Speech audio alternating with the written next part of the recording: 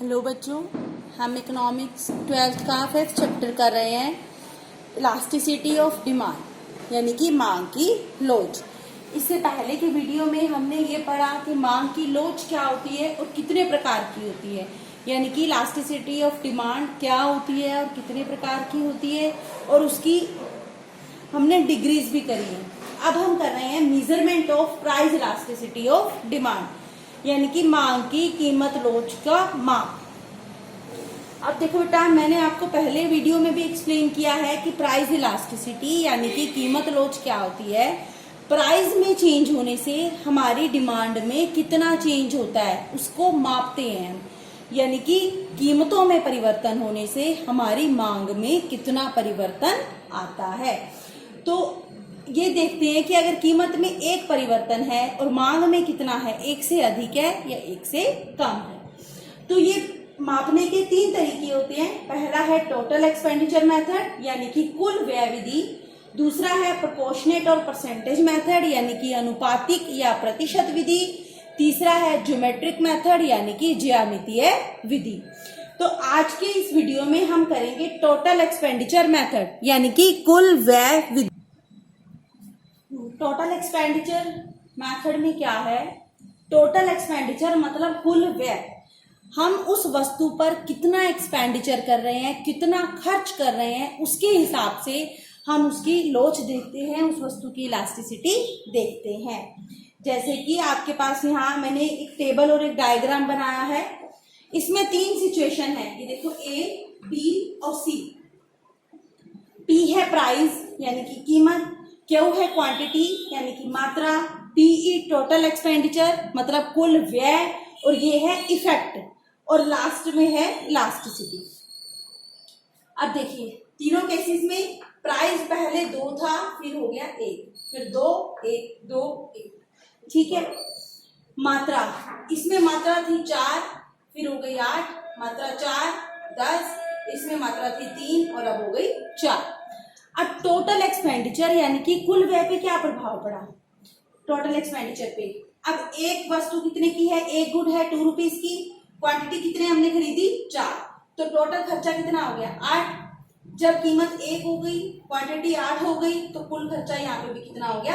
8। तो total expenditure पहले भी 8 था, अब भी 8 है। टोटल एक्सपेंडिचर सेम रहता है, उसमें कोई भी चेंज नहीं है। टोटल एक्सपेंडिचर जो इफेक्ट है वो क्या रहता है? कांस्टेंट, इक्वल रहता है।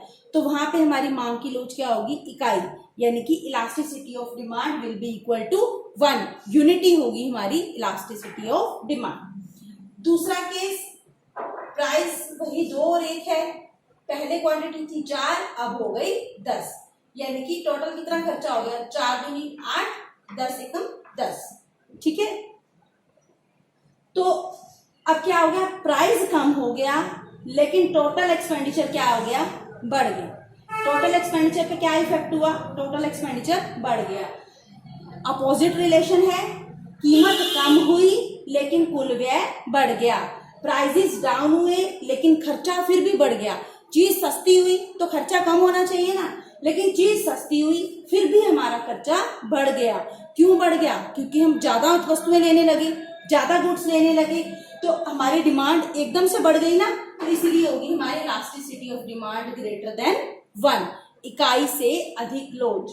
यानी कि अगर कीमतों में चेंज होने से हमारे टोटल एक्सपेंडिचर में, कुल व्यय में कोई परिवर्तन नहीं आता, कुल व्यय पहले भी 8 था, अब भी 8 है, तो इलास्टिसिटी ऑफ डिमांड क्या होगी? यूनिटी, इकाई लोच होगी।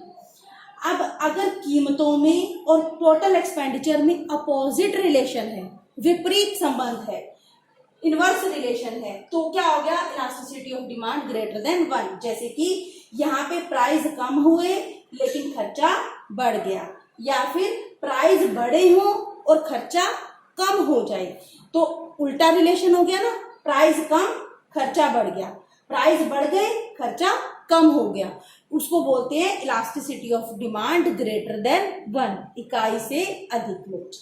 लेकिन अगर कीमतों में और टोटल एक्सपेंडिचर में सेम डायरेक्शन में, सेम दिशा में परिवर्तन आए, उनमें जो है पॉजिटिव रिलेशन हो, तो क्या होगी हमारी इलास्टिसिटी ऑफ डिमांड, इकाई से कम होगी, इकाई से लोच कम होगी, elasticity of demand will be less than 1।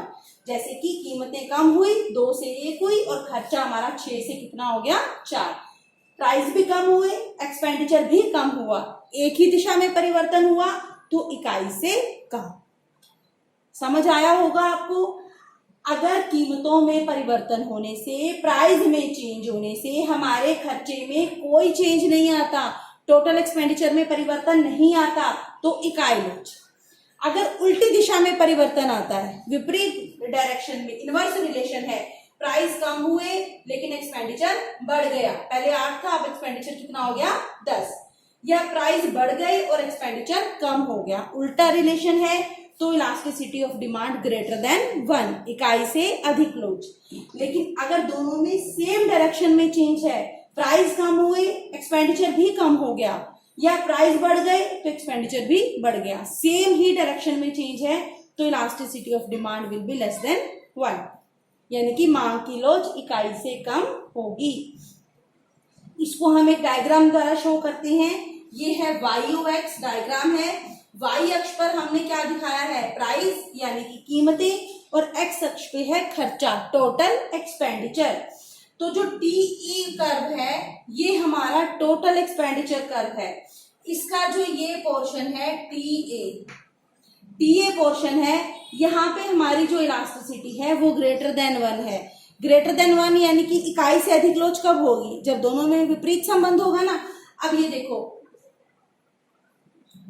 कीमतें कम हो गई, P से T1 हो गई, लेकिन खर्चा क्या हो गया, बढ़ गया। कीमत कम हुई, खर्चा पहले ये था अब ये हो गया, कीमत कम होने से खर्चा बढ़ गया, उल्टा संबंध है, तो इकाई से अधिक लोच। यहाँ पे इक्वल रहेगी, कीमतें कम हो या ज्यादा हो, हमारा टोटल एक्सपेंडिचर इतना ही है, खर्चा सेम है, तो यहाँ पे हमारी इलास्टिसिटी ऑफ डिमांड क्या होगी 1, यानी कि इकाई लोच। अब इसका जो नीचे वाला पोर्शन है यहाँ पे लोच इकाई से कम होगी, क्यों, क्योंकि यहाँ सेम रिलेशन है। सेम रिलेशन कैसे है, ये देखो, ये रहा प्राइस कम हुआ तो खर्चा भी कम हुआ, प्राइस इतना था तो खर्चा ये था, एक्सपेंडिचर इतना था, प्राइस कम हो गया तो हमारा एक्सपेंडिचर भी कम हो गया, एक ही डायरेक्शन में चल रहे हैं, तो यहाँ पे हमारी इलास्टिसिटी होगी लेस देन 1।